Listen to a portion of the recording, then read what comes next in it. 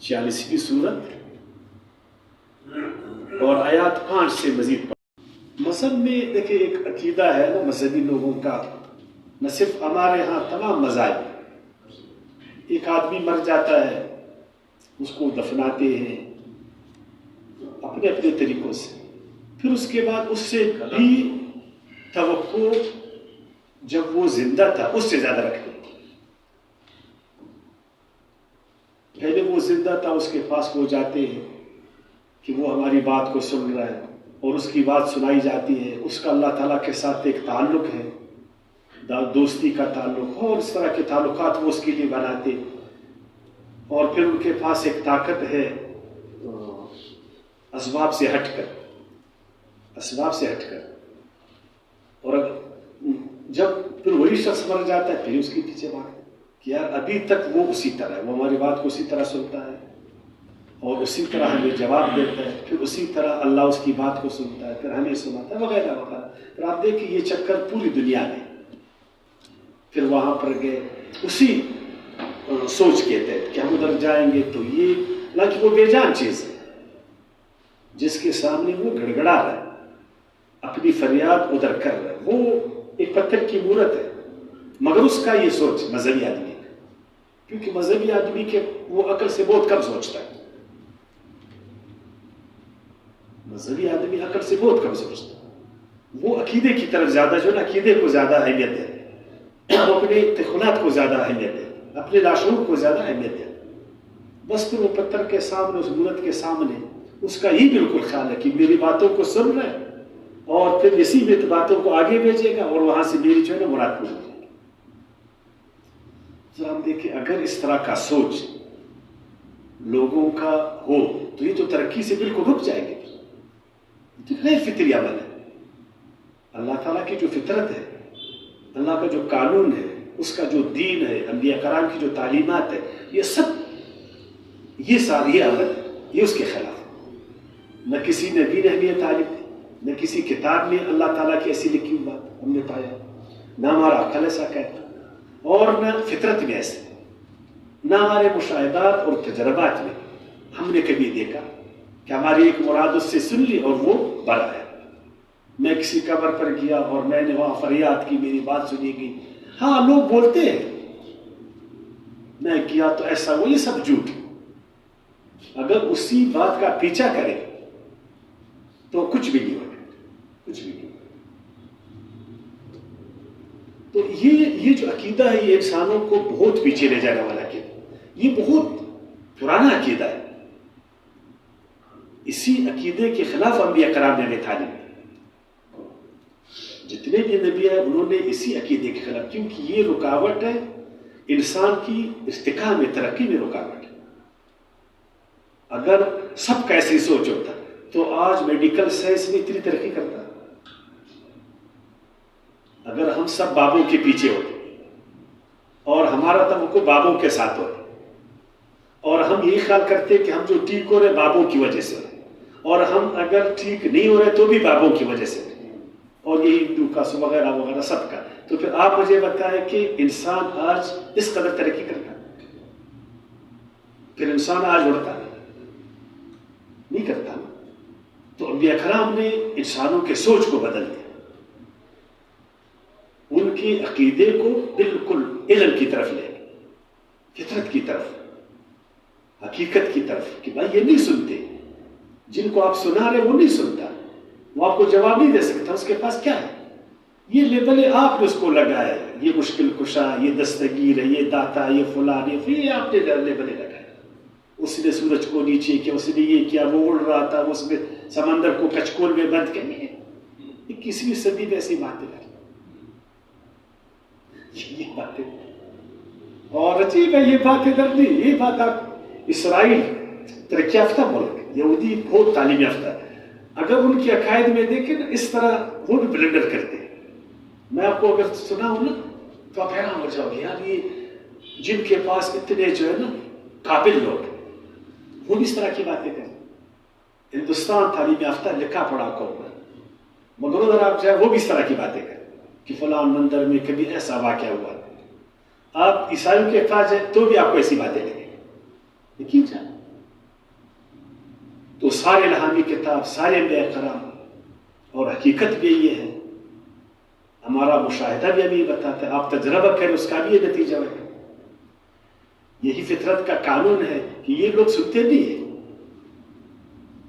نہ یہ سنا سکتے اور نہ یہ کچھ کر سکتے، بس خواہ مخواہ ان کے پیچھے بھاگ، ان سے توقع ہے، غلط چیز سے آپ توقع رکھیں پھر آپ ٹھیک نہیں ہو جاؤ گے۔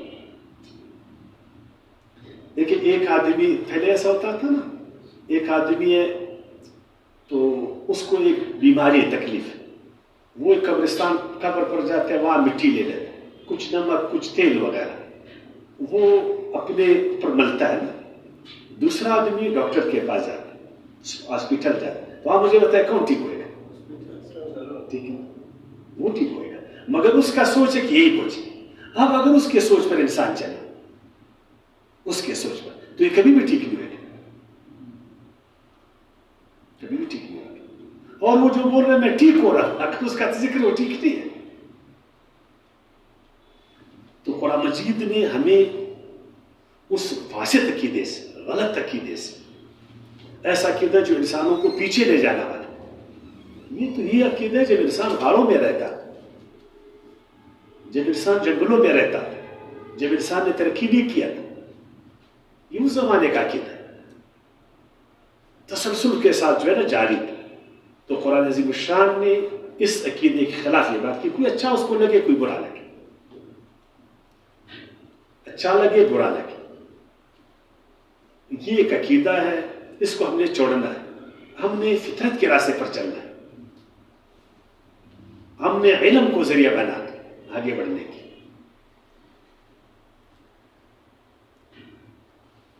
خیر بہت سارے لوگ نہیں مانتے، بہت سارے لوگ نہیں مانتے، کہتے نہیں جی تم بھی کہتے ہو بابا توڑتا ہے، بھائی میں اس کو دیکھ نہیں جی، آپ دیکھ یا نہیں دیکھ، موڑ رہا ہے، ادھر سے نکلتا ہے ادھر سے گھستا ہے ادھر سے نکلتا ہے، یہ ہے وہ فلاں، اس طرح کی بات۔ اور جب قیامت کے دن لوگوں کو جمع کیا جائے گا تو یہ باطل معبود، یہ باطل معبود، ہم تو ادھر قرآن میں ایسا نہیں کہ باطل، قرآن میں تو یہ ہے نا، اور جب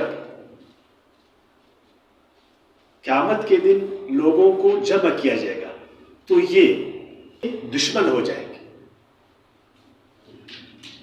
اور ان کی عبادت ہی سے منکر ہو گے۔ یہ مطلب ہم لوگ ان سے جو توقعات رکھ رہے ہیں اور ہم نے ان کو خدا کے ساتھ شریک ٹھہرایا، اور ہم نے ان سے یہی توقعات رکھے کہ ان کے پاس خدائی پاور ہے، وہ اسباب سے ہٹ کر جو ہے نا ہمارا مداوع کر سکتے ہیں، وہ بالکل دستگیر ہے، وہ بالکل مشکل کشا ہے، وہ داتا ہے، وہ فلان ہے، وہ فلان ہے، وہ فلان ہے، ہمارے یہاں سمجھنے کے لیے۔ تو یہی لوگ پھر ان کے خلاف جائیں گے قیامت کے دن کہ بدبختو کس نے تم کو بولا تھا میرے پاس ہے، یہ سوچ کہ تم کو کس نے دیا؟ ہم نے تم کو دیا، ہم نے تم کو بولا۔ وہ بالکل انکاری ہو جائیں گے، وہ بالکل انکاری ہو جائیں گے۔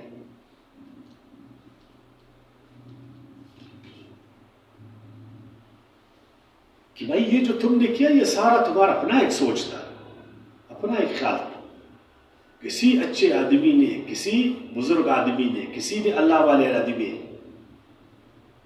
کبھی ایسا بھی بولا کہ جب میں مر جاؤں میرے قبر پر آج اور مجھ سے جو ہے نا چیزیں مانگو میں تم کو دوں؟ کبھی اس نے بولا؟ یہ ہم لوگ ہیں باغم باغ جا رہے، وہ بہت ڈھیر سارا پیسہ خرچ کر، میں تک اتنا پیسہ کبھی کبھی میں کہتا ہوں اتنا پیسہ ہم لوگ ادھر خرچ کر، اگر یہ میں کبھی کلم کلا کہتا ہوں جو داتا صاحب پر اتنا ہم خرچہ کر رہے ہیں نا، یہ پنجاب یونیورسٹی پر ہم خرچہ کرتے ہیں، یہ کی جائے پنجاب یونیورسٹی پر، تو آج یہ پاکستان یہ جو ہم کلندر واچا پر خرچہ کریے کراچی یونیورسٹی پر کرتے ہیں، سندھ یونیورسٹی پر، پھر آپ دیکھتے ہیں کتنا خوب ترقی کرتے جی۔ کن کو؟ ادھر تو بدھ کی بات ہی نہیں ہے، نہیں، یہ بتوں کے پیچھے بھی ان کا عقیدہ ہے کہ ان کے پیچھے بھی بزرگ لوگ، مگر کسی نے یہ جرت نہیں ہے بولنے کا کسی میں ضرورت نہیں ہے یار. اگر ہمارے مسئلے ادھر حل ہوتے ان مقبروں پر تو آج پاکستانی قوم تو آسمان پر پہنچا ہوتا. اگر یہ اتنے کمال کے لوگ تھے جس طرح ہم کہتے, ہاں یہ میں ضرور کہوں گا کہ وہ اچھے لوگ تھے, یہ اللہ والے لوگ تھے, بس یہی بھی کافی. اگر ایسا ہی تو ہم لوگ ترقی کیوں نہیں کر. جاپان نے ترقی کیا, ادھر بابے کم ہے. یورپ نے اپنے بابوں کو ادھر ادھر کیا, ترقی کیا. جب تک بابے تھے ترقی نہیں ہو رہا تھا. جب بابوں کو انہوں نے جو ہے نا ادھر ادھر کر دیا, اس نے ترقی کی. امریکہ نے بابوں سے جان چھوڑا ہے, اس نے ترقی کی. جدھر بابے ادھر ترقی نہیں ہے, جدھر مندر ہے ادھر ترقی نہیں ہے. اس میں شک بھی پھر میں آپ کو کہوں کہ یہ اچھے لوگ تھے. ہم لوگ ہمیشہ لوگوں کے بارے میں اچھا سوچیں. اگر علی اجمیری ہے تو ہمارا یہ سوچ ہے کہ بہت اچھے انسان ہے, تو کیا اس نے اس عمل پر وہ خوش ہوئے گا؟ شہباز قلندر اس عمل پر خوش ہوئے گا؟ نہیں ہوئے گا.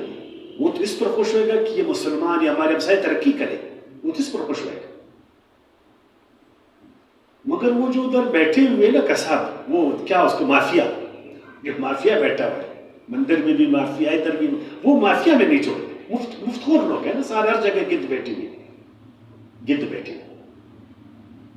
اور عجیب ہے, شاہین آ کر جو ہے نا اپنا شکار ان کو دے دیتے, پھر وہ گد شاہین کو بولتا ہے, ٹھیک ہے نا, شاہین کو راستہ بتا دے. خدا کے بندے, کدھر گد کدھر شاہین. وہ شاہین دن پر کماتا ہے نا, وہ گد ادھر بیٹھا ہوا, یہ جا کر اپنا شکار اس کو دے, وہ گد اس کو راستہ بتا دے. الٹا تم گد ہو یار, وہ شاہین ہے. انہی گدوں نے جو ہے نا دنیا کو بہت پیچھے لے گئے. دنیا کو تو شاہین آگے لے جاتا ہے نا. جدھر گد زیادہ ہے ادھر ترقی نہیں, ادھر بدبو ہے, ادھر روشن خیالی نہیں ہے, روشن فکری نہیں ہے, ترقی نہیں ہے, سہولتیں نہیں ہے, اچھا سوچ نہیں ہے. اچھا, اور جب ان کو ہمارے صاف اور واضح احکامات آیاتیں پڑھ کر سنائے جاتے تو کافر لوگ سچی بات کی نسبت جب ان کے پاس آ جاتی ہے کہتے کہ یہ تو کھلا جادو ہے. پچھلے زمانے کے لوگ حقیقت کو زیادہ نہیں جانتے تھے, بہت ساری چیزوں کو نہ جان کر وہ جادو سے تعبیر کرتے تھے. جادو سے تعبیر کرتے, جب بھی ایک حیرت انگیز چیز کو دیکھتے تھے, تعجب انگیز چیز کو دیکھتے تھے, ایک ایسی باتیں کو وہ جب دیکھتے تھے, یار یہ پیغمبر کی اللہ کا کلام ہر ایک کو متاثر کر رہا ہے, آخر اس پہ زور کیا ہے. بجائے اس کا کہ وہ قرآن کو پڑھتے, اس میں تحقیق کرتے, ریسرچ کرتے, تو ان کو عجب لگا. انہوں نے کہا یہ جادو ہے, یہ سحر. کیوں کا عقیدہ سحر کے بارے میں تھا کہ سحر ایک ایسی چیز ہے کہ وہ سب کچھ کرنے پر قادر, ایک ساحر, ایک سحر.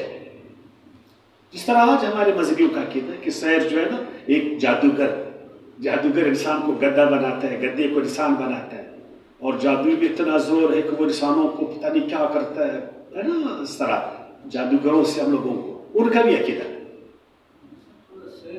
کہ سحر ایک کرتب ہے خدا کے بندے.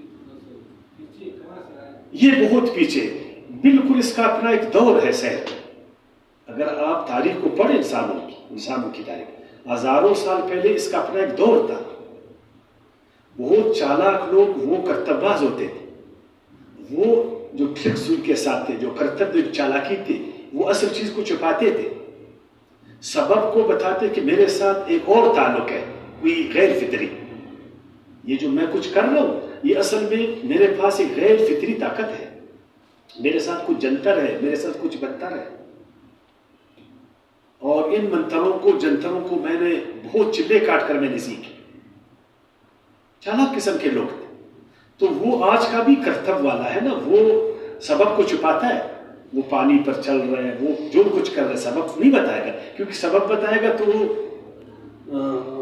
ظاہر ہو جائے گا.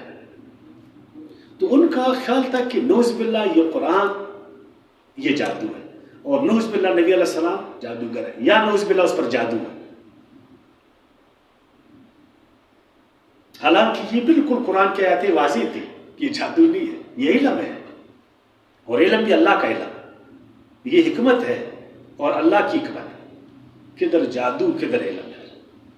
ہاں اگر جادو کو آپ ایک کرتب سمجھے تو پھر ٹھیک ہے، جس طرح قرآن میں ہے، اور کرتب خود ایک فن ہے اور فن علم ہے، پھر وہ علم، پھر اس کو میں بھی سیکھ سکتا ہوں، آپ بھی سیکھ سکتا ہوں، اور پھر اس کو معلوم ہے کہ وہ پھر کس قدر جو ہے نا پر اثر ہے. وہ اتنا ہی پر اثر ہے جتنا آپ اس کو دیکھ رہے ہیں، وہ اتنا ہی پر اثر ہے. ہم بچے تھے اسکول میں، آپ کو یاد ہے وہ جب آتے تھے تو کوئی غبارے نکالتے تھے، کوئی کیا، بس وہ اتنا ہی تک، اتنا ہی تک، زیادہ نہیں. پھر وہی ہم سے 5 اس زمانے میں 4 آنے وغیرہ ہم سے لے جاتے.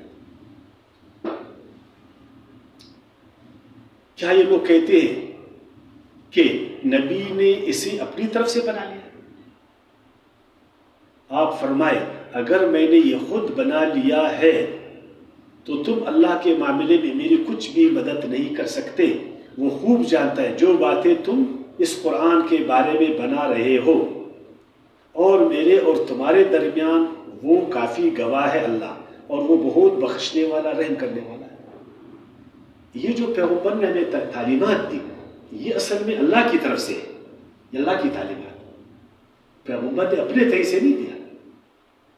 قرآن ٹوٹلی یہ اللہ کا کلام، اس میں ایک لفظ بھی جو ہے نا یہ پیغمبر کا نہیں، یہ مکمل اللہ کا کلام،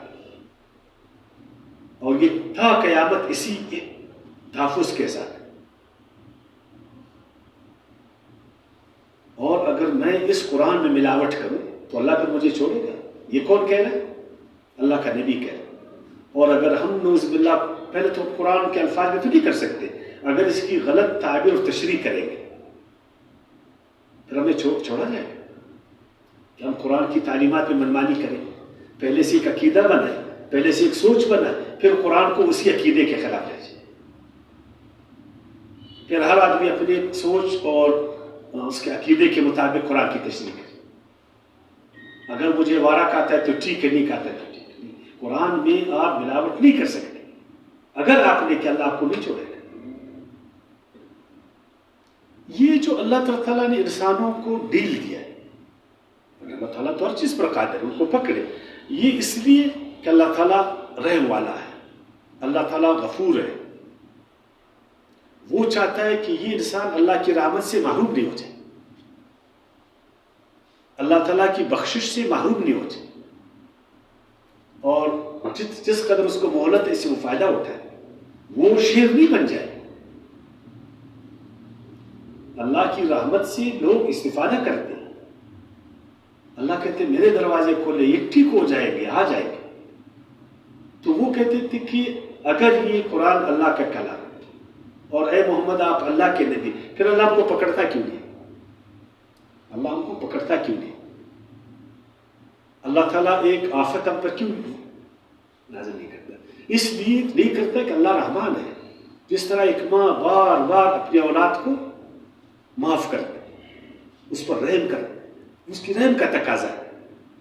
ورنہ اس کو تپڑ بھی، وہ بچہ رو رہا ہے، اس کو ماں نہیں مارتی، یا مارے گا اس کو نہیں مارتی، مارے گی بھی اس کے رحم کے خلاف ہے. اور کبھی کبھی وہ بچہ ادھر ادھر بہت نا، پھر بھی ماں اس کو مارتی نہیں ہے، اس لیے کہ وہ ماں کا جو رحم ہے اس کے منافی ہے. یہ جو اللہ تعالیٰ نے ہمیں چھوڑا ہے، آزادی دی ہے، اس لیے کہ اللہ رحمان ہے، اللہ رحیم ہے، وہ غفور ہے، وہ مہربان ہے. اور وہ پیغمبر سے بہت توقعات رکھتے تھے. کیسے توقعات؟ مافوق الفطری توقعات، جس طرح ہم بزرگوں سے رکھتے ہیں. بزرگ وہ ہے جس کی دعا قبول ہو جائے، بزرگ وہ ہے جو مجھے فائدہ پہنچے. میں اس کے پاس جاؤں، وہ مجھے ایک تعویذ دے دے اور پھر میرے کاروبار میں ترقی ہو جائے. وہ آفیسر لوگ بھی آتے بیچارے، سیاسی سے انہوں نے کیا تعویذیں بھی لے جاتے. مجھے تو یقین طرح سے ہے تاکہ جلدی جلدی ترقی ہو جائے. بھائی آپ کا ایک چین چل رہا ہے، بس ترقی ہو جائے. اور پوسٹنگ کے لیے بھی تعویذوں کے پیچھے آتے. کہتے یار تم نے سی ایس ایس کیا، پی سی ایس کیا، تم نے اتنے بڑے عالم فاضل، تم جو ہے نا تعویذوں سے جو ہے نا پوسٹنگ کرواتے. یہ عجیب چکر ہے. ایک کاروباری آدمی بھی آتا ہے، بولتے مجھے تعویذ دے دو، تاکہ دکان چل رہے. پھر وہی بات ہے, شاہین گدھ کے پاس ہے, گدھ سے تعویذ لے جاتا ہے, اور گدھ جو ہے نا بولتا ہے کچھ پھر مجھے بھی دے دو. یار اگر اس سے ہوتا تو یہ آج کروڑ پتی ہوتا ہے. اگر اس کی تعویذوں میں خیر و برکت تو یہ کروڑ پتی ہوتا ہے. عورتیں بھی آ رہے ہیں, امیر بھی آ رہے ہیں, سارے آ رہے ہیں. اچھا ایک کاروبار ہے, جس طرح کبھی کبھی حالات اس طرح ہوتا ہے نا, کاروبار ٹھپ ہو جائے تو پھر تعویذوں کا برمار شروع ہو جاتا ہے. ایک بڑا اسکیم شروع کیا ہے, کاروبار ٹھپ ہو گیا, وہ آتا ہے گدھ کے پاس, مجھے تعویذ دے دو, وہ اسکیم میرا چل جائے. پھر اس کو لکھ کر دے دیتا ہے, پھر اس کو جا کے اس کے گیٹ پر لگاتا ہے. شرم کا مکان. ایسے میں غلط کہتا ہوں.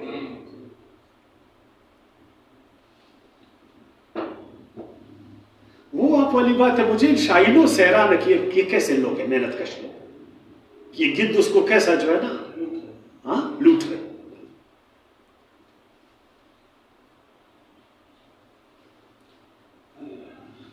تو وہ پیغمبر سے یہ توقع رکھتے تھے. پیغمبر نے آگے سے اللہ تعالیٰ نے کیا جواب دیا؟ کل, آیات نمبر 9, کل ما کنت بدعا من الرسل, میں کوئی نرالا رسول نہیں ہوں, میں کوئی نیا رسول نہیں ہوں. اب آدم علیہ السلام سے لے کر عیسیٰ علیہ السلام تک یہ ایک سلسلہ ہے, میں بھی انہیں میں سے ایک ہوں. مجھ سے یہ توقع نہیں رکھے کہ میں تمہارے لیے زمین سے چشمے بہاؤں گا, میں تمہارے لیے یہ کروں گا, وہ کروں گا. میں کوئی سپرمین نہیں ہوں. مجھ سے توقع وما ادری ما یفعل بی ولا بکم, مجھے تو یہ بھی نہیں معلوم کہ میرے ساتھ کیا ہونے والا اور تمہارے ساتھ کیا ہونے والا. میرے پاس علم غیب نہیں. دوسرے الفاظ میں یہ جو آپ آتے ہو تو اس کا پورا تعلق علم غیب کے ساتھ ہے, اور وہ میرے پاس ہے, میرے پاس ہے. یعنی ایک آدمی آتا ہے اپنی بیماری کے لیے مجھ سے تعویذ لے, مجھے اس کی بیماری کا پتہ ہے نہیں پتا, تو میں اس کو کیسا تعویذ دیتا. اچھا یہ بھی ہو سکتا ہے کہ کچھ وقتوں کے بعد میں خود بیمار ہو جاؤں. اسی لیے کورونا جب آئے تو گدھ لوگ سارے پیچھے گئے, انہوں نے بھی ماسک پہننا شروع کیا نا. دیکھا آپ نے, سارے گدھ بڑے بڑے ماسک پہن رہے تھے کہ بھائی مجھ سے ادھر دور سے تعویذ لے جاؤ, یہ کورونا مجھ کو بھی لگ جائے گا. وہ بد وقت سے کورونا کا تعویذ لے جا رہا ہے, یہ اس کو جو ہے نا دستانے پہن کر اس کو تعویذ دے رہا ہے. دیکھا آپ لوگوں نے, یہ کورونا میں ایسے ہی تھا نا, سارے گدھوں نے جو ہے نا ماسک پہنے تھے. تو اللہ کا نبی صلی اللہ علیہ وسلم فرماتے ہیں کہ مجھے بھی معلوم نہیں کہ میرے ساتھ کیا ہونے والا. حالانکہ اللہ پاک نے ہر نبی کو, خصوصاً ہمارے نبی کو کتنا علم دیا, آپ ذرا تصور کر سکتے. یہ صرف ہمیں بتانے کے لیے, یعنی اس کا جبریل کے ساتھ تعلق ہے. وہ یہ اللہ تعالیٰ اس کی زبان سے نا, یعنی یا اللہ اپنے کلام اس کو کرا نا کہ آپ کہو کہ مجھے معلوم ہے, وما ادری ما یفعل بی ولا بکم, اور میں نہیں جانتا کہ میرے ساتھ کیا کیا جائے گا اور تمہارے ساتھ کیا ہوگا. اللہ کا رسول تو ان کو بولا. یہ جو رسول کے پیروکار ایسا بولتے ہیں, یہ تو سارے فالنامے نکالتے ہیں ہر دوسرے دن کے بارے میں بغیر علمی طور پر. یہ آپ کو جو ہے نا بتاتا, میرے لیے فال نکالو, میرے لیے یہ کرو, قرآن سے فال نکالو نا بولتے ہیں, میرے لیے قرآن سے, اور یہ کرو وہ کرو, تم پر تعویذ ہوا ہے, تم پر جادو ہوا ہے, تم پر جو ہے نا تمہارے ساس نے جادو کیا, تمہارے بہو نے جادو کیا, تمہارے چھوٹے بھائی نے کیا, تمہارے ہمسائے نے کیا. بولتے نہیں بولتے. ادھر ایک تعویذ چھپی ہوئی, جاؤ اس جگہ کو دو تعویذ وغیرہ, سارا ڈرامے ہیں.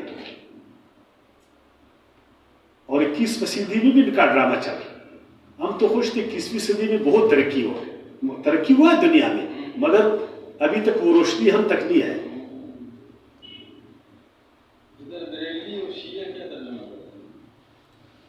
ڈنڈی مارنا کون سا مشکل ہے؟ لیکن وما ادری, اور میں درک نہیں رکھتا, میں نہیں جانتا, ما یفعل بی, کیا ہونے والا ہے, کیا ہوگا, کیا کیا جائے گا بھی میرے ساتھ, ولا بکم, نہ تمہارے ساتھ. اور واقعی میں کل کیا ہوگا, کل کے حالات کیا ہوئیں گے. ایک تو ہمارا قیاس ہے، اس کے حوالے سے ہم کچھ بول سکتے ہیں کہ کل 12 تاریخ ہے، کل سورج ادھر سے دوبارہ نکلے گا، روشنی آئے گی اور میں ڈیوٹی پر جاؤں گا، جمعے کا نماز ہم پڑھیں گے، یہ کیونکہ یہ روٹین کے کام ہے۔ اب یہ کہ کل ہو سکتا ہے میں اٹھوں اور میں بیمار ہوں، اور میں اٹھوں میرا ایک ہمسایہ مر گیا، مجھے ادھر جانا ہوگا، یہ تو ہم نہیں بول سکتے وما ادری ما یفعل بی کہ قیامت میں میرے ساتھ، قیامت میں کیا ہوگا؟ قیامت میں تو وہ جنت میں جائے گا، جنت کا سردار ہے وہ انبیاء کرام۔ تو کیا فرعون وہ اس میں کل قیامت کے جنت میں جائے گا؟ ان اتبع الا ما یوحی الی، لیکن میں جو ہے پابند ہوں وہی کا، جو اللہ مجھے بولتا ہے وہی میرا علم، یعنی پیغمبر کہتا ہے میرے علم کا ماخذ وہ وہی ہے۔ امام ابن کثیر رحمۃ اللہ علیہ فرماتے ہیں کہ علم کا ایک ماخذ وہی ہے اور ایک ماخذ اس کا عقل ہے، ایک انسانی علم ہے، ایک اللہ کا علم۔ انسان اپنے ان انسانی ذرائع سے علم پاتا ہے، اس کے حواس ہے نا، اس کے حواس ہے، اس کا عقل ہے، شعور ہے، وہ صلاحیتیں ہیں، وہ تجربات ہیں، وہ مشاہدات ہیں، یہ انسانی علم۔ اور ایک وہ علم ہے جو اللہ وحی کے ذریعے نبی کو، نبی کہتے ہیں میرا ماخذ جو ہے نا وہ اللہ کا، اللہ کی وحی، میں اسی کا پیروکار ہوں، اس میں جو ہے وہ مجھے آتا ہے، اس کے علاوہ میں کیا بولوں؟ مگر ہم اس وحی کے علاوہ جو پیغمبر کے پیروکار ہوتے نہیں جی قرآن کے علاوہ میرے ساتھ ایک اور میرا ساتھ ہوا ہے۔ اگر ہم سب اس وحی کی پابندی کریں، جتنے بھی مسلم ہیں، جتنے مسلمان، ان میں یکسوئی، ان میں اتحاد، ان میں اتفاق، سارا کچھ پیدا ہو جائے اور یہ اللہ کے علم کے ساتھ جڑ جائے۔ جو اللہ کے علم سے جڑے، جس کا دیکھیں ماخذ اللہ کا علم ہے، اللہ کی حکمت ہو، کتنی ترقی ہوئی، یہ صحابہ کرام نے کیوں ترقی کی، کیوں آگے بڑھے، کیوں خلیفہ ٹھہرے؟ اس لیے کہ وہ قرآن کی اتباع کر رہے تھے۔ ان کے زمانے میں قرآن کے سوا کوئی اور کتاب تھی یا تو پیغمبر اسلام کی ایک سنت تھی جس کو ہر صحابی جانتا تھا کہ آپ صلی اللہ علیہ وسلم نماز کس طرح پڑھتے تھے، آپ صلی اللہ علیہ وسلم نے زکوٰۃ کس طرح، آپ صلی اللہ علیہ وسلم نے حج کس طرح کی، روزہ کیا ہے، آپ صلی اللہ علیہ وسلم کے اخلاق سے ہر صحابی واقف ہے۔ جو یہ چیزیں تھیں نا، اور آج بھی اگر ہم سب بولے کہ ہم نے وہی کی اتباع کرنا اور ہم نے قوم کے سامنے وہی کو پیش کرنا، ہم نے لوگوں کے سامنے اللہ کے علم کو لانا، اپنے علم کو پیچھے کرنا ہے، ہم نے اللہ کی حکمت سے لوگوں کو آگاہ کرنا ہے،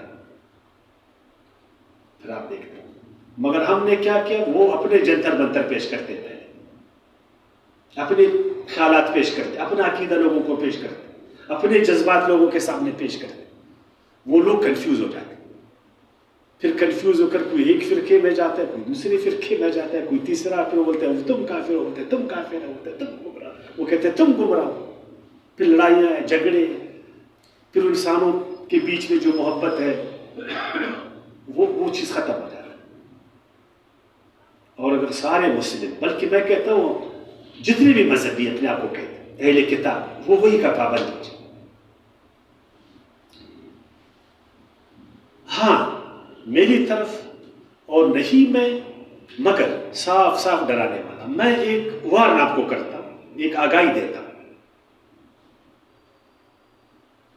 آپ فرما دیجیے اے مصطفیٰ صلی اللہ علیہ وسلم، بھلا دیکھو تو اگر یہ قرآن اللہ کی طرف سے ہے اور تم اس کا انکار کرتے ہو، حالانکہ بنی اسرائیل میں سے کوئی گواہ اس طرح کی کتاب کی گواہی دے کر ایمان لے آئے اور تم تکبر ہی کرتے رہو، تو بے شک اللہ ایسے ظالموں کو ہدایت نہیں دیا کرتا۔ یعنی تورات کا ایک عالم، انجیل کا عالم، کتابوں کا عالم، اس کے بارے میں جب اس کو بولا گیا کہ بھائی یہ قرآن ایک نبی ہے، قرآن ہے، تو اس نے جب اس کو دیکھا اس نے بولا بالکل یہ اللہ کا کلام، کیونکہ وہ جانتا تھا، سونے کو سنار جانتا ہے نا، زر کو زرگر جانتا ہے، وہ بنی اسرائیل کا ایک عالم تھا، جب انہوں نے مکے والوں نے سے رابطہ کیا، جب رابطہ کیا اور اس نے جب اس کلام کو سنا تو اس نے بولا بالکل یہ اللہ کا کلام، چونکہ موسیٰ علیہ السلام نے بھی گواہی دی تھی، عیسیٰ علیہ السلام نے بھی گواہی دی تھی، اور بالکل قرآن اور سارے لحاظ کیونکہ سارے نبی تو ایک دین لاتے، اس نے گواہی دی اس کی۔ تو جو زرگر بول رہا ہے یہ زر ہے، سونار بول رہا ہے یہ سونا ہے، مگر لوہار نہیں مان رہا، بولتے نہیں جی یہ سونا نہیں ہے، بھائی تمہارا کام نہیں، تم لوہار ہو۔ سونار بول رہا ہے، ایک کتاب کا عالم بول رہا ہے کہ اللہ کا کلام یہ انسانی کلام نہیں ہے، اور تم اللہ کے کلام سے واقف بھی نہیں، تو پھر بھی انکار کرتے، پھر کیا ہوئے گا؟ جب ایک ڈاکٹر کسی کو بولے تم مریض ہو اور وہ بولے نہیں جی میں مریض نہیں ہوں، اور وہ اس کا ٹیسٹ بھی کروائے، اس پر گواہ بھی آ جائے، پھر بھی وہ نہیں مانے، تو یہ شاہد علماء کہتے ہیں موسیٰ علیہ السلام تھے، عیسیٰ علیہ السلام تھے۔ تو ادھر تو ہے نا من بنی اسرائیل اسی طرح کی، پھر وہ ایمان لایا اور تم نے غرور کیا۔ وہ جو سونار تھا اس نے تو سونے کو سونا بولا، جو دین کا عالم تھا، جو کتاب کا عالم تھا، اس نے تو قرآن پر ایمان لایا، اور تم جو قرآن سے کتاب سے ناشنا ہو، وہی سے ناشنا ہو، اور تم انکار کرتے، تکبر کرتے، تو پھر تم کو چھوڑا جائے۔